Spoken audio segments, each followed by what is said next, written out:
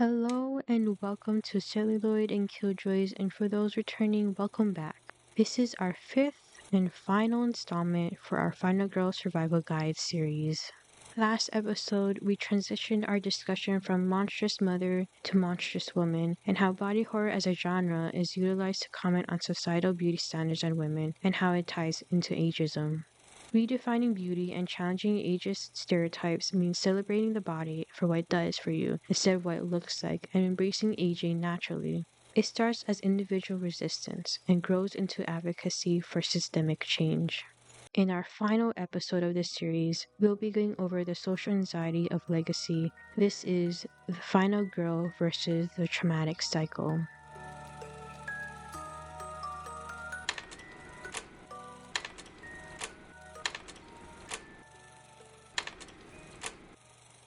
We are taught that family is everything, but it could also be a cage, trapped in the shadows of those who came before you, which grows for each generation that were not able to turn on the light. During the first and second episode, we discussed Laurie Strode in Halloween and how her instincts and hypervigilance helped her escape from Michael Myers, and briefly mentioned the sequel trilogy. This episode, we will deep dive more into the aftermath of a traumatic event, including how the culmination of all the social anxieties we went through factors in, and how it affects the generations after. At the end of the Survival Guide series, we need to consider that after survival, the final girl must learn how to live. How do they do that in a world that created those monsters that they faced? How do we go about making sure that there will never come another time where the next girl has to pick up a knife? The patriarchal structures that created those monsters have been ingrained in society for generations. Though there has been resistance to these structures, there's still a lot more work to do to fully address how complex it is when the majority of society has thought of things in one way or another. Last episode, we spoke of how internalized misogyny was a result of a survival response to these structures. Like in The Ugly Stepsister, there in the real world exist women like Rebecca and Sophie, who enforces these patriarchal rules on the younger generations, as well as young women like Elvira and Agnes, who fall victim in continuing the cycle of internalized misogyny and abuse. And then there are women like Emma, who stops it. Intergenerational trauma is defined as a discrete form of psychological trauma where the effects of a traumatic event are passed across generations, even when the subsequent generations were not personally exposed to the original event. There are three core theoretical frameworks that explain how psychological trauma is passed down from one generation to the next: social learning, attachment, and ecological systems. The social learning theory states that it is a learned behavior that the younger generation observe from their parents or caregivers, seeing it as the norm. This also means that if violence is a regular occurrence, the child is most likely to repeat it into their adulthood. The attachment theory refers to the conflicting attachment that a child has with their parent or caregiver who may have unresolved trauma and becomes the child's source of fear and safety. This leads to the child struggling to find a coherent strategy for emotional regulation, and without any proper internal tools for forming healthy relationships, they may struggle to make secure and healthy bonds with their own children. And finally, the ecological systems theory, which argues that intergenerational trauma is exacerbated by macro systems such as poverty, systemic racism, and lack of community resources. This theory expands beyond family ties to the community that lacks a safety net, making it difficult for other generations to break the cycle. Epigenetics, which studies how behavioral and environmental factors cause reversible chemical modifications that regulate gene activity without changing the DNA sequence, often comes up in discussions on intergenerational trauma. It demonstrates how the narrative of inherited trauma oversimplifies how behavior is passed down and brings up the debate of nature versus nurture, where nurture directly affects nature. According to epigenetics, that although children can be exposed to their caregivers' behaviors and stressors physically and biologically and repeat it in adulthood, these behaviors can be undone. When horror films contain a generational trauma narrative, it is up to the final girls to dig into their family history to understand what it is and how to break it. The traditional slasher horror films end with the killer unmasked, killed, or both. Horror films with a legacy storyline suggest that the killer is a pattern of behavior, making the narrative more complex. With David Gordon Green now at the helm of the Halloween franchise, we revisit Haddonfield 40 years after Michael Myers terrorized the town on that Halloween night. Laurie Strode, our first final girl, is still haunted by it and is unable to move on until Myers is truly gone, being known as a recluse drunk and a failed mother. She remains vigilant, heavily fortifying her house and training her daughter Karen to shoot a gun in preparation for Myers' return. It puts a strain on her relationship with Karen, who was taken away from her by CPS when she was 12, creating resentment that carried into her adulthood. She wants her mother to move on, but does not know how to properly comfort her when she is distressed, believing that Michael Myers is no longer a threat to them. Meanwhile, Allison, Karen's daughter, tries to maintain a relationship with Laurie and involve her in family activities despite her mother's protests. Allison's generation treats the 1978 killing spree as a local spectacle, but Allison, having seen her mother and grandmother's relationship, takes it seriously. Myers escapes during a facility transfer, making his way back to Haddonfield to finish what he started and go after the one person that got away 40 years ago. This time, Laurie is prepared. The anticipated showdown between Laurie and Myers reveals that the whole house is not fortified to keep him out, but to trap him in. There are several callbacks to the first Halloween, where Laurie pulls the same tricks and maneuvers that he did to her, showing that the final girl had stepped into the mind of the monster to kill it. 3 generations of women worked together to trap Myers and escape together, but the trap and house fire was not enough to get rid of him. Those who survived encounters with Myers commemorate the 40th anniversary and are made aware of his return, forming a mob with other Haddonfield residents to kill him. The town's trauma of Myers led to their violent behavior, chasing down an escaped convict to his death despite Karen's attempts to calm them. Lauren saves her daughter from being killed by Myers and steals his mask, taunting him so she could lure him to the mob. In Myers' old house, she sees a vision of a young Myers leading her to his sister's room and is killed by him. This vision is theorized to be a symbolism of the evil that still lurks in this house.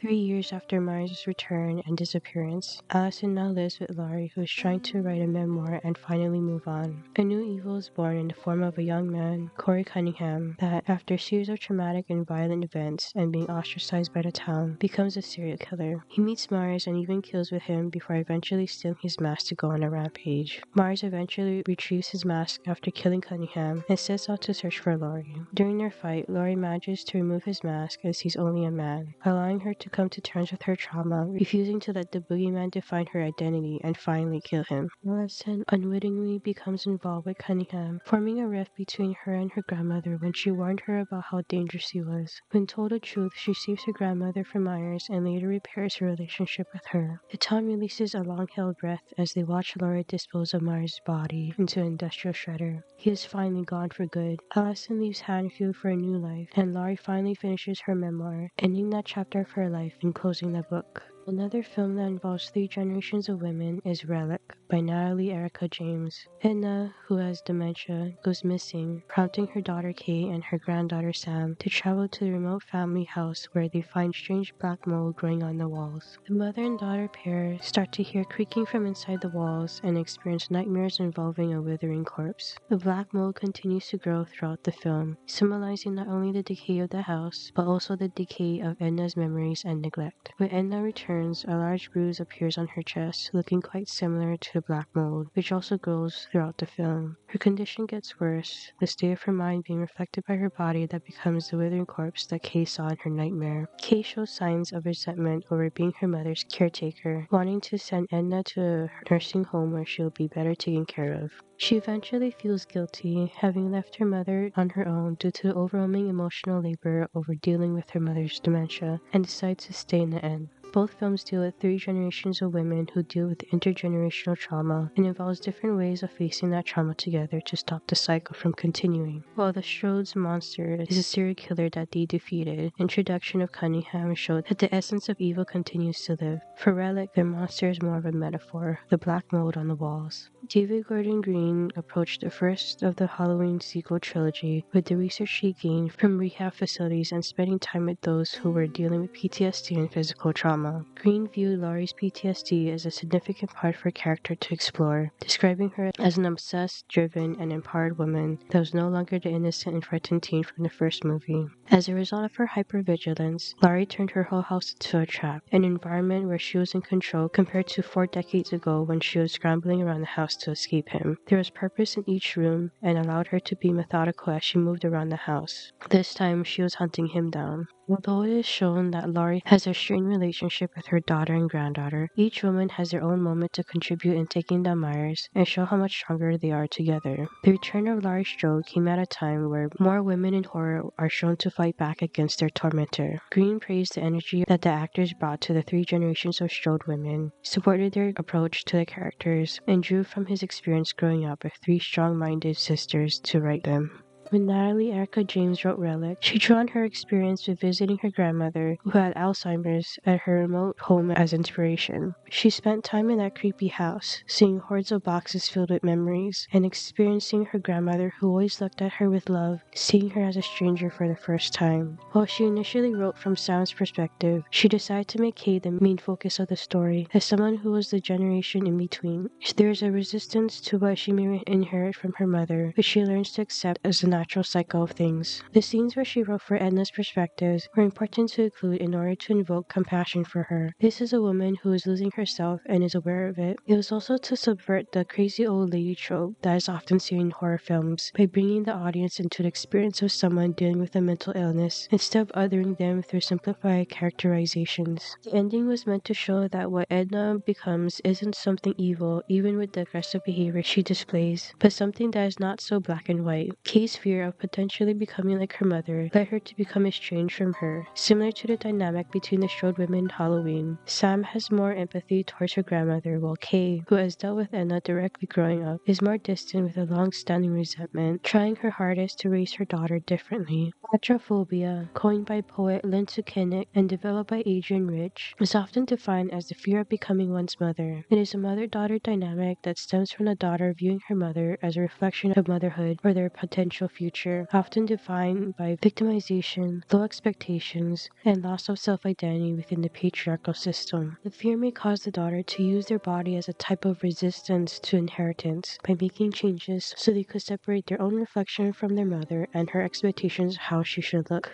If their mother displays passive compliance to patriarchal norms, it could lead the daughter to associate social power and independence from their father, and may cause them to fall into the trap of mother blaming, and ignoring how their mother is also a victim of those patriarchal structures that limit any alternatives to the female identity. The daughter's path of avoiding their mother's fate may just lead them right into it if they do not acknowledge that both mother and daughter are victims of social constraints rather than the mother being the daughter's source of limitations. In some of Adrian Rich's works, she made a distinction between motherhood as an institution and mothering as an experience, and that it is the institution that is oppressing women, not the act of mothering itself, urging the feminist movement to take motherhood as a subject of study seriously. Later re-examinations of her work revealed that it did not address women of different race, class, and sexual identity experienced the institution of motherhood and lacked the discussion of tools to defy the patriarchal standards of mothering. These social factors within the patriarchal structures can contribute to generational trauma in the women of the family. Some of the methods of disrupting the transmission of trauma includes putting a name to that trauma and turning it into a coherent narrative that acknowledges the past without letting it dictate the future. Just as Laura used her memoir to make her trauma a coherent narrative and close the book on that part of her life, the integration of storytelling and narrative techniques in healthcare have proven to be effective by focusing on the human element rather than just a health issue. It helps patients make sense of what they're going through, allows them to tell their stories in their own way without interference, and by sharing their stories helps reduce anxiety and provides catharsis. There have also been alternatives for individual care outside of the system, such as the homeopathic approach of reparenting, where the patient learns how to address their childhood trauma and recognizing the internalized voice of their caregiver who emotionally neglected them. It includes being aware that the inner voice is being self-critical rather than objective, developing a more nurturing inner dialogue, and having the adult self protect the inner child's needs. Understanding and working through the trauma may involve laying it out and facing it, and for the child to separate themselves from their parents' trauma to form their own identity in a healthy way. While there are ways to address it individually, it takes a line of transference to effectively address the trauma passed down rather than working on the individual. To break the cycle, it requires working on the family unit. Edna's final form reveals that under the mummified shell is just a fragile human. Kay literally strips the horror away and sees her mom who needs her, leading her to feel empathy and acceptance. Sam also finally understands her mother and stays with her and her grandmother through familial obligations. Similarly, Laurie's final showdown with Myers had her remove his mask, seeing just a man underneath and not an unkillable boogeyman. Karen understands her mother's trauma and what she did as a way to protect her and becomes the protector of the family and the town when Laurie's in the hospital. Allison also understands where her mother was coming from about Laurie, having resentment for her after her parents and friends died. But Leia reconciles with her and moves away from Haddonfield to start a new life. However, most public mental health systems are designed for individualized care, restructuring the role of mental health professionals to allow family-centered and intergenerational interventions, advocating for specialized training for psychiatrists, and integrating prevention-focused care can address the relational nature of trauma and stop the cycle. This also means understanding that chronic stress and trauma in the parent generation may result in inherited predisposition to anxiety, depression, or metabolic disorders, and that the environment plays a factor in the development and prevention of the generational trauma cycle. The Halloween sequel trilogy has shown that Myers' killing spree affected the town and how the fear of the boogeyman controlled the residents. When they confront their fear before realizing what they are confronting, it brings the question of where does the monster begin and where does it end? In an interview with Sci-Fi, Green remarks, "Something that has always been as scary to me as the monster under the bed is all of the people who are afraid of the monster under the bed uniting to get the monster. Their path to revenge leading to violence." And with Cunningham stealing Myers' mask to go on a killing spree, it shows how fear and anger can be like an infection that spreads to others. The fears and anxieties of the previous generation affected the younger generation, and the environment that the community created could have contributed towards the traumatic cycle continuing. Dr. Jennifer Milan created a decolonizing therapy movement, which argues that westernized mental health treatments are not sufficient enough in addressing the mental health crisis, and would benefit in exploring new methods, such as including cultural healing practices, community healing, and support. It moves the blame away from the individual towards the individual's context, and calls for therapists to acknowledge that patients come with different social, political, and other frames, understand how historical events may affect them, consider historical trauma and colonization as attachment wounds that can be directly or indirectly transmitted, and learn in community. Dr. Milan also points out that there has been insufficient education around rage, what it is and how to deal with it. Grief, shame, and trauma can lead to rage, and new tools can be made to help patients deal with it. Reevaluating therapy methods can present opportunities for new treatments that better suit patients' needs. To help the financial needs of caregivers like Kay, a bill has been proposed in recent years called the Credit for Caring Act that seeks to provide tax credits for family caregivers, alleviating financial strain on unpaid caregivers and allowing patients to remain in the comfort of their homes. Many dementia caregivers have struggled with expenses that come with everyday care, transportation, and home modifications, to name a few. With this bill, qualified families can get a non-refundable federal tax credit of up to $5,000. Advocating for a bill like this also raises awareness that elderly caregivers require systemic support and prevents them from being isolated in their struggles. Caregivers need to be taken care of too, and having systemic and community support can help with the financial and mental load. The overall message always goes back to, you are not alone. Throughout this series, we have redefined what it means to be a final girl, a survivor in difficult circumstances. We discuss the social anxieties over female sexuality, emotional labor, motherhood, beauty and aging, and finally trauma. There is so much out there to discuss, and we highly encourage you to look into it. The Survival Guide series is a tool to look at not only horror films, but also the real world in a different way. We cannot make you think a certain way. It only works if you want to, if you do the work and make an effort. To change the system, you must first change the individual. Question the oppressive social norms enforced by patriarchal structures. Connect with others. Choose kindness. Final girls can find their courage to face their lineage and their past and say, "It ends with me." We break the cycle not by forgetting our ghosts, but by learning to live with them without letting them hold the knife, and make sure no other final girl has to use that knife to survive. Take control and break the cycle. Thank you so much for watching the fifth and final installment of the Final Girl Survival Guide. This was an interesting and challenging project to do, and it's making me consider doing similar projects in the future. I have certainly learned a lot in making something of this scale for the first time. Again, thank you all for watching. I've been Shayna, and this has been Celluloid and Killjoy's Final Girl Survival Guide. Take care of yourselves and each other. Bye.